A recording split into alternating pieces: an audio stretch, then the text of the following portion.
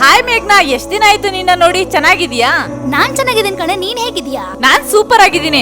ಆಫೀಸಿಗೆ ಟೈಮ್ ಆಯ್ತು, ಇನ್ನೊಂದ್ ದಿನ ಸಿಗ್ತೀನಿ ಕಣೆ. ಬಾಯ್.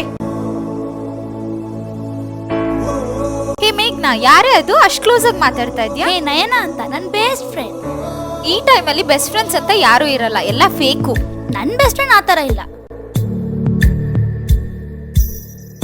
ಅಳ್ಬೇಡ ಮೇಘ್ನಾ, ಎಲ್ಲ ಸರಿ ಹೋಗುತ್ತೆ. ಅರ್ಜೆಂಟಾಗಿ 50,000 ಬೇಕಿತ್ತು ಕಣೆ, ಏನ್ ಮಾಡ್ಬೇಕು ಅಂತ ಗೊತ್ತಾಗ್ತಾ ಇಲ್ಲ.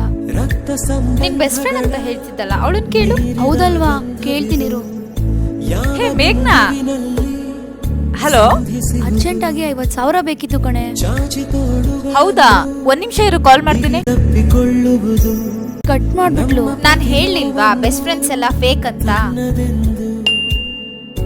ಮೇಘ್ನಾ, ದುಡ್ಡು ಹಾಕಿದೀನಿ, ಏನಾದ್ರೂ ಪ್ರಾಬ್ಲಮ್ ಇದ್ರೆ ಸಂಕೋಚ ಇಲ್ದೆ ಕೇಳು.